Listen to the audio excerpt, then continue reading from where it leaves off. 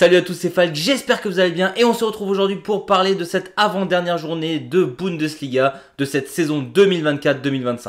Il s'est passé encore énormément de choses ce week-end et on commence sûrement avec ce qui est le match le plus anecdotique du week-end, celui entre Wolfsburg et Hoffenheim, match qui se terminera 2-2, deux équipes assez entreprenantes. Malheureusement, on a un joueur de Hoffenheim qui met un but contre son camp très rapidement dans le match, ce qui va donner concrètement un avantage certain à Wolfsburg qui se contentera de défendre, en tout cas en première mi-temps. Après, on a quand même Hoffenheim qui a, d'après moi, donné un peu plus sur le match, qui réussira à égaliser. Et c'est surtout en fin de match où Hoffenheim et Wolfsburg ont commencé vraiment à se réveiller, à attaquer dans tous les sens. On aura même Wolfsburg qui marquera le 2-1 à la 81e et Hoffenheim à la 84e égalisera de nouveau. Franchement, au vu de la physionomie de match, c'est absolument mérité. Ce match nul ne choquera personne.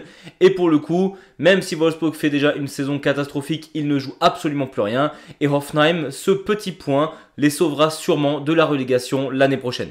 On avait détaillé tous les enjeux de ces deux dernières journées de Bundesliga lors de la dernière vidéo. Et pour le coup, là, on a eu énormément de confrontations qui vont aider soit à la relégation ou au maintien, ou à la Ligue des Champions et l'Europa League. Et on va commencer par un match qui m'a totalement choqué, celui entre le Holstein Kiel et le SC Freiburg, qui se terminera 1-2 pour le SC Freiburg. Et j'ai tout simplement rarement vu une équipe avec si peu de chance. Freiburg gagnera 2-1 ce match en égalisant à la mi-temps et en mettant le 2-1 juste après la mi-temps. Mais sincèrement, quand il rentre au vestiaire, cette équipe doit minimum gagner 3-0. Le nombre de poteaux, de transversales, de fois où il y a eu le pied d'un joueur de Kiel en défense pour bloquer le ballon sur la ligne, j'ai rarement vu ça sur une mi-temps. Freiburg limite se fait voler. D'ailleurs, le but que Kiel marque, c'est une transversale de Freiburg qui sera magnifiquement jouée en contre-attaque par Kiel. Mais l'action qui amène à ce but, c'est une transversale de Freiburg. Donc pour montrer quand même à quel point ils ont été malchanceux sur le match. Et en même temps, Kiel, eux, se devaient absolument de récupérer 3 points pour éviter de descendre. Malheureusement pour eux, ils perdront ce match 2-1. Et c'est totalement mérité au vu de la physionomie. Et donc Kiel est officiellement condamné et quittera la Bundesliga l'année prochaine. Alors que Freiburg, ils sont à ça de la Ligue des Champions. Tout de même, on peut féliciter Kiel qui, pour sa première année en Bundesliga, je trouve, n'a pas été ridicule du tout. Une des, finalement, meilleures attaques, en tout cas, équipe le plus fun à regarder offensivement. Mais c'est vrai que quand tu passes de la Ligue 2 allemande à la Ligue 1, eh ben forcément, le niveau, il est différent. Et donc, Kiel s'est pris beaucoup trop de buts pour pouvoir espérer rester en Bundesliga. N'empêche que c'était une très belle saison. Dans la lutte au maintien, on a aussi eu le match entre le VfL Bochum et Mainz 05. Et malheureusement pour Bochum qui se devait absolument de gagner, il n'y a pas eu match. Défaite 1-4 contre cette équipe de Mainz qui n'était pas en forme ces dernières semaines. Mais là pour le coup qui n'a laissé aucune chance à son adversaire. Pareil, beau parcours pour Bochum qui avait quand même fait le pire start de l'histoire de la Bundesliga. Qui s'est vraiment repris sous Dieter Hecking en tant que coach. Malheureusement pour eux, ça n'aura pas suffi au vu de ce start. Et j'ai trouvé aussi très beau que Dieter Hecking laisse le capitaine emblématique de Bochum, Lossia, faire ses adieux à son équipe. Il a joué une vingtaine de minutes histoire de dire adieu à son équipe. Il prend enfin sa retraite après énormément d'années dans ce club. C'est vraiment un joueur emblématique de Bochum et on lui souhaite évidemment une bonne retraite de joueur en espérant qu'il soit toujours un peu dans cet univers du VfL Bochum. Mais bon, tu sais que quand tu prends un coup franc pareil de Amiri, tu vas passer un sale moment malheureusement. Et on termine avec les matchs de relégation entre guillemets de ce samedi après-midi avec Union Berlin-Heidenheim. Match qui s'est terminé 0-3. Union qui s'est sincèrement fait bouffer sur le match. Heidenheim gagne 3-0 et sincèrement, c'est presque gentil au vu de la physionomie. Je sais même pas si Union Berlin a cadré un seul tir pendant ce match. En tout cas, Heidenheim était défensivement ultra concentré. On voyait que eux se sont vraiment arrachés pour espérer au moins garder cette 16e place. Et c'est chose faite, ils sont sûrs de ne pas descendre directement et joueront le 3e de Ligue 2. Enfin, on verra en fonction de la semaine prochaine, mais on y reviendra tout de suite. On a aussi eu un gros match pour l'Europe ce samedi après-midi, un match entre le Werder Bremen et le RB Leipzig.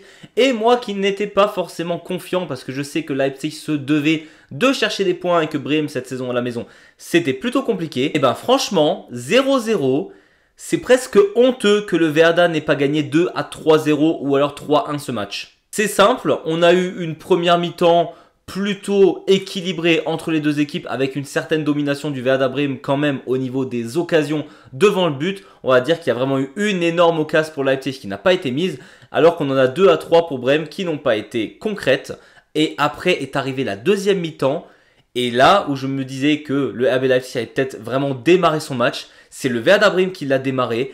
Malheureusement, on est tombé sur un Gulácsi absolument spectaculaire. Le gardien du RB Leipzig aura fait énormément de mal à ce Werder Bremen. Le poteau et la transversale, comme pour le ST Freiburg, n'aura pas été clémente avec le Werder Bremen. Et toujours un petit défenseur pour mettre le pied là où il ne faut pas. Et donc Bremen ne marquera aucun but lors de ce match qu'ils auraient dû vraiment gagner. Mais bon, le RB Leipzig et le Werder Bremen là se mettent vraiment très mal pour l'Europe. Je crois que le Werder ne peut quasiment plus rien atteindre pour l'année prochaine. Et le RB, avec les résultats de Freiburg et de Dortmund, ça commence à devenir très compliqué pour espérer. En tout cas, la Ligue des Champions, c'est quasiment mort. On arrive au top spiel de ce samedi soir.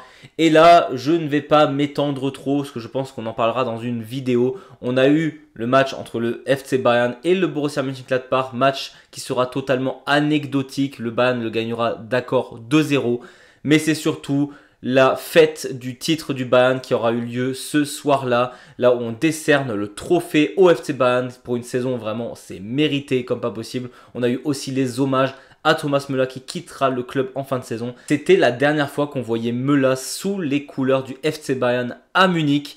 C'était absolument fou au niveau des émotions. Comme dit, on en parlera en détail la semaine prochaine, je l'espère. Mais voilà, le Bayern gagnera ce match 2-0, mais ce qui comptait, c'était surtout la fête. Première fois que Harry Kane a un trophée, Müller qui quitte le Bayern, plein de festivités, c'était absolument dingue. Et encore félicitations FC Bayern pour ce magnifique titre. On applaudira aussi le fair play du Borussia Mönchengladbach avec les fans qui sont restés très longtemps, avec tous les joueurs qui sont allés féliciter le club du FC Bayern et Thomas Müller et qui lui auront aussi même offert un cadeau de départ. Franchement, j'ai trouvé le geste du Borussia Mönchengladbach absolument fabuleux. On arrive ensuite au match du dimanche et un match qui aurait pu également être le top spiel, c'est celui entre le Bayer Leverkusen et le Borussia Dortmund, la dernière de Xabi Alonso à Leverkusen. Pareil, ça aussi c'était assez émotion en fin de match. Malheureusement, le Bayer Leverkusen s'inclinera 4-2 à la maison. Et c'est vrai que quand on regarde la physionomie de match, le Bayer Leverkusen est censé mener 2-3-0 à la mi-temps en fait. On se retrouve vraiment sur un match surdominé par le Bayer et malheureusement pour eux, les occasions ne rentreront pas. On a un super but de Frimpong en milieu de première mi-temps. Mais après ça, on a 2 contre-attaques du Borussia Dortmund. Je crois que c'est peut-être les 2 seules actions de la première mi-temps. Et le Borussia marquera 2 buts coup sur ces contre-attaques-là. Et sincèrement, quand on regarde toute la physionomie, on peut que être écœuré pour ce Bayer Leverkusen qui, malheureusement, après s'être pris ce deuxième but et donc un sacré coup sur la tête, reviendra en deuxième mi-temps beaucoup moins agressif qu'en première où ils auraient pu vraiment marquer énormément de buts. Malheureusement, on a eu un très bon Kobel. Pareil, le gardien du Borussia Dortmund aura été excellent. Et on se retrouve dans une physionomie un peu pareille en début de deuxième mi-temps. On a vraiment un Bayer Leverkusen dominant sur le ballon qui se prendra encore une contre-attaque. 3-1 pour le Borussia Dortmund qui aura été ultra réaliste lors de ce match. Ça ne m'étonnerait pas que les 4 buts, ça soit les 4 seuls tirs cadrés du match pour le Borussia Dortmund.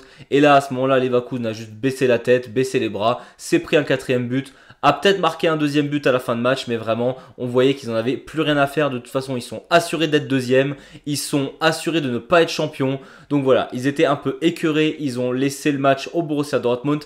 Et donc le Borussia est plus que jamais dans la course à la Ligue des Champions.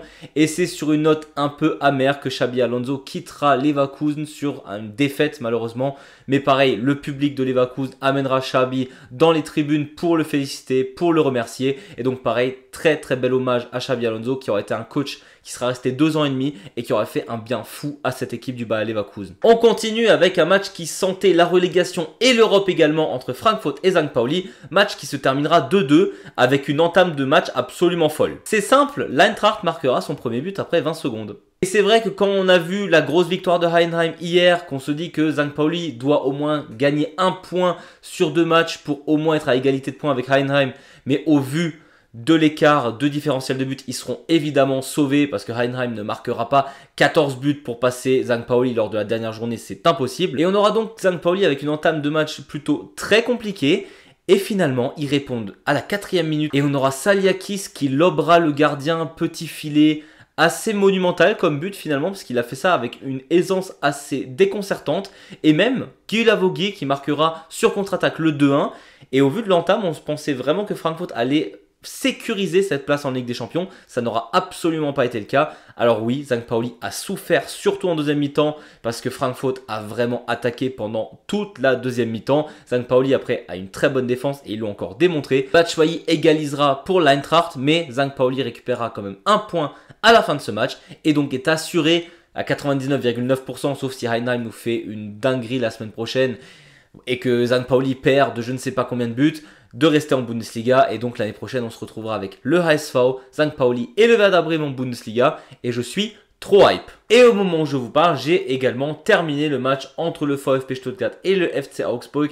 Et c'était un match plutôt tristoun par rapport au super week-end qu'on a eu. Un match vraiment à sens unique et peut-être un des matchs le plus dominé de la saison. Je crois qu'il y a eu 28 tirs tentés de la part du VfB Stuttgart. Et en même temps, il marque très rapidement. Lors de la 8e minute de jeu, on a SND du côté du FC Augsburg qui prend un carton rouge à la 11e minute. Et c'est vrai qu'un VfB Stuttgart qui mène 1-0, qui joue à 11 contre 10, ça tente 28 tirs, ça en met 4, ça aurait pu être beaucoup plus. Augsburg n'a tout simplement pas vu le jour pendant ce match. Il n'y avait quasiment eu aucune action dangereuse pendant le match. Et donc 4-0 pour Stuttgart. Mais bon, c'était un match sans enjeu. On arrive au top et au flop. Et évidemment, en flop, je suis obligé de donner ça à Bochum et Kiel qui, malgré leurs efforts, sont officiellement relégués. Ils auront quand même tenu jusqu'à la 33e journée, malgré que la saison n'ait pas toujours été très très belle de part et d'autre. Mais bon voilà, ces deux clubs sont relégués, donc forcément ça va en flop. Et en top, évidemment, les clubs qui ont réussi à se maintenir, ceux qui ont assuré leur place en Ligue des Champions. Mais j'ai surtout envie de parler d'un homme que j'ai trouvé absolument fabuleux. C'est Manuel Neuer qui aura été incroyable. Je ne parle pas que sur le terrain où il aura fait globalement un très bon match, mais surtout son geste par rapport à Thomas Müller. Il a donné, alors que c'est lui le capitaine, la Meisterschale à Müller afin qu'il la brandisse en premier devant son public. Quand Müller est allé lui remettre le trophée afin de le soulever, lui, il l'a donné à Harry Kane qui, voilà, soulevait son premier trophée. Franchement, Neuer, il s'est comporté comme un capitaine absolument fabuleux. Ça m'a sincèrement ému et j'ai trouvé que l'homme gagnait énormément de points de sympathie. En tout cas, un super capitaine. On voit qu'il a vraiment un rôle important dans ce groupe et j'ai trouvé ça absolument fabuleux. Petit point classement et on a donc le Bayern premier, champion de Bundesliga avec 79 points. Suivi du Bayer Leverkusen deuxième avec 68 points. On a ensuite un combat acharné jusqu'à la dernière journée entre Francfort, Freiburg et Dortmund qui ont respectivement 57, 55 et 54 points. Sachant que Freiburg et Francfort s'affrontent la semaine prochaine, ça risque d'être ultra intéressant de suivre ce match en particulier. Sinon, dans le fond du classement, on a donc Bochum 18e et relégué avec 22 points. Holstein Kiel 17e relégué avec actuellement 25 points. Heidenheim qui y croit éventuellement toujours 16e avec 29 points. On a Hoffenheim 15e et St. Pauli 14e toutes les deux avec 32 points. Mais bon, au vu de la différence de but entre Heidenheim, Hoffenheim et St. Pauli, normalement ça devrait rester ainsi. Heidenheim à la 16e place. Voilà, c'était tout pour moi. J'espère que cette vidéo vous a plu. Si c'est le cas, n'hésitez pas à vous abonner ou mettre un petit pouce vers le haut. La semaine prochaine, je vais tenter de live cette dernière journée de Bundesliga. Donc, si j'y arrive avec le matériel que j'ai à disposition, n'hésitez pas à me suivre à 15h30 sur YouTube. Et sinon, on se retrouve très vite pour de nouvelles vidéos foot et Bundesliga. Et d'ici là, je vous dis, servus!